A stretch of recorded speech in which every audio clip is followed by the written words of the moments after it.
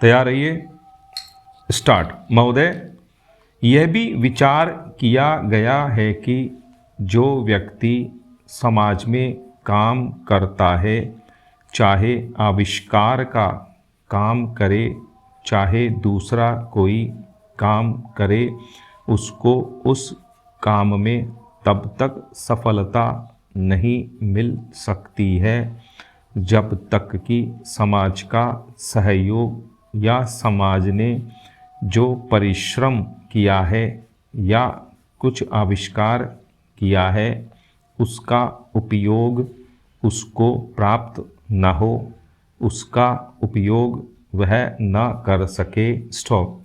इसलिए जब भी कोई व्यक्ति किसी वस्तु का आविष्कार करता है तो आविष्कार करने में न केवल उसका अपना परिश्रम रहता है, लेकिन साथ ही साथ समाज ने जो काम किया होता है, चाहे विज्ञान के क्षेत्र में या प्रौद्योगिकी के क्षेत्र में या किसी अन्य क्षेत्र में, उस सब से भी वह लाभान्वित होता है। स्टॉप। इसलिए जब हम किसी आविष्कारक के किसी आविष्कार के अधिकार की रक्षा करना चाहते हैं तो उसके साथ साथ यह भी विचार हमारे दिमाग में आता है, जिस व्यक्ति ने समाज की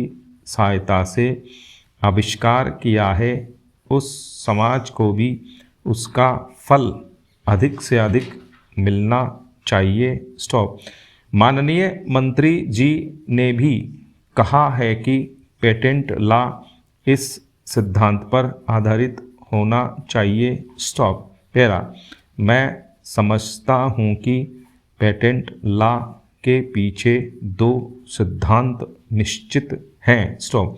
पहला सिद्धांत तो यह है कि जो व्यक्ति परिश्रम करके, धन लगाकर, अपना दिमाग लगा करके किसी वस्तु का आविष्कार करता है, उसके तथा अपने परिवार के लोगों के अधिकारों की जहाँ रक्षा होनी चाहिए, उसके साथ ही साथ जैसा मैंने अभी कहा है, कोई व्यक्ति समाज में व्यर्थ में काम नहीं करता है, वरन पिछले समाज के लोगों ने जो जो काम किए होते हैं, चाहे विज्ञान के क्षेत्र में या प्रौद्योगिकी के क्षेत्र में या किसी अन्य क्षेत्र में, और जिनके आधार पर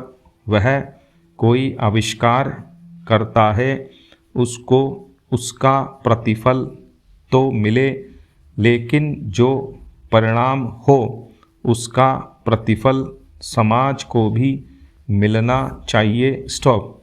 मंत्री महोदय ने कहा है कि जो यह सिद्धांत है वह भी इस विधेयक के पीछे स्थापित किया गया है और इस बात का ध्यान रखा गया है कि जहां हम किसी व्यक्ति के आविष्कार के जो अधिकार हैं, चाहे धन के उपार्जन का अधिकार हो या प्रतिष्ठा प्राप्त करने का अधिकार हो, उसे प्रतिष्ठा का और चाहे धन का, दोनों का लाभ व्यक्ति विशेष को भी मिले। स्टॉप।